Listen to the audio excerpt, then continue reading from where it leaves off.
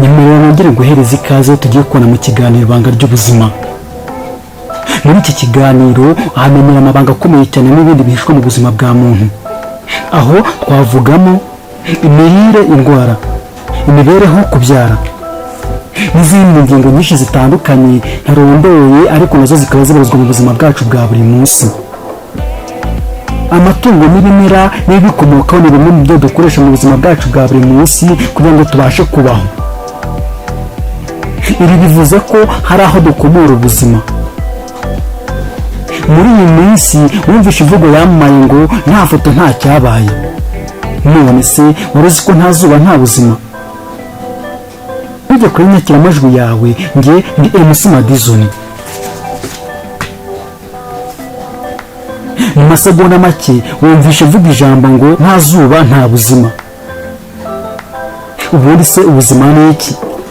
Izuba se ryaba rihuriye n'ubuzima, cyangwa se ryaba rifite agaciro kangana iki ku buzima bwa muntu? Icyo ni ikibazo njye nawe twibaza. Ikinyabuzima ni ikintu icyo ari cyo cyose kibasha guhumeka, kubyara, kugenda, gukura, gusohora imyanda ndetse no kumva ibicyegereye. Izi ngingo zose ngutondagura n'izindi zose ntarondoye nizigaragaza ko ikinyabuzima gifite ubuzima. Nyamara izo zose ntizabasha kubaho hatabanje kuba ubushobozi n'ububasha bw'izuba. Muri make izuba rifata nk'Imana itanga ubuzima. Ibyo ntibyaba ari igitangaza, kuko mu bihumbi by'imyaka ya mbere y'ivuka rya Yesu, nko ku ngoma ya kane y'Abanyamisiri, izuba bari baratangiye kurisenga nk'Imana. Ijambo ri ubwo ni Ra n'inyuguti ntoya E bisobanuye Imana y'Abanyamisiri, bivuze izuba. Iyi Mana ri y'Abanyamisiri yari mu kirango cy'inzoka ifite imitwe myinshi ikazengurukwa n'izuba. Naho mu bwami bw'Abagereki bari bafite Imana Heliyoze, nayo bisobanuye izuba. Mu bwami bw'Abaromani bari bafite Imana Solo, nayo bisobanuye izuba. Muri aya mami yose y'abasengaga izuba nk'Imana, bakayishyiraho iminsi mikuru ndetse n'amatariki yo kuyizihirizaho. Urugero, ku munsi wa mbere w'icyumweru bawise Sunday, bisobanuye umunsi w'izuba. Ubwo ni muri kalendari y'Abaromani yashyizweho n'umwami w'abami Constantino. Naho ku itariki 25 z'ukwezi kwa 12 za buri mwaka, twebwe uyu munsi dufata nk'umunsi w'ivuka rya Yesu. Icyo gihe wari umunsi ngarukamwaka wahariwe ibirori byo kwizihirizaho Imana zuba. Ibyo nabyo byashyizweho ku bwami bw'Abaromani, bishyirwaho n'umwami w'abami Constantino. Ibihugu nk'Ubuyapani, Egiputi, Peru ndetse na Mexique habaga hari amatsinda y'abasenga Imana zuba. Uramya Imana zuba wese yabaga ari umuheliolate, niryo zina bahabwaga, heliolate, izuba.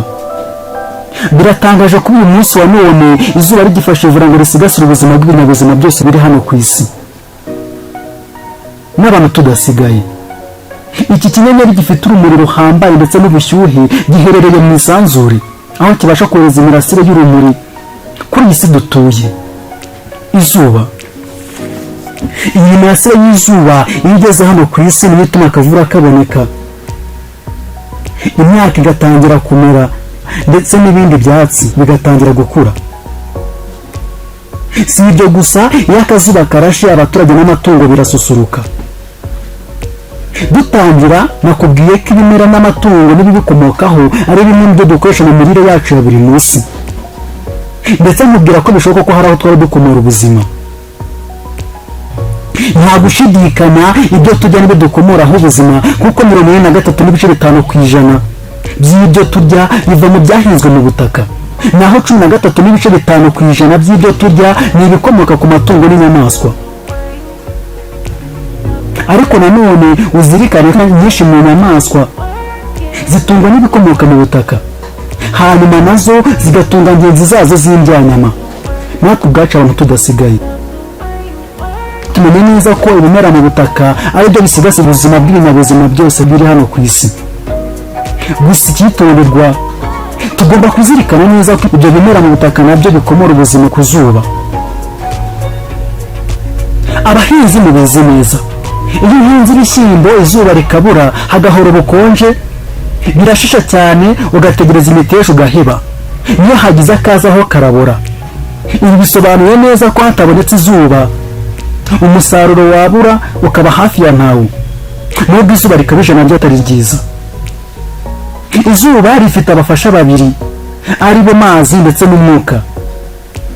Iyo imirasire y'izuba iboneje ku isi ikagera ku mababi y'ibiti cyangwa se ibimera, bitewe n'uko muri aya mababi harimo miliyoni nyinshi cyane z'utunyangingo ngengabuzima, byihuse twa tunyangingo twakira urumuri rw'iyo mirasire.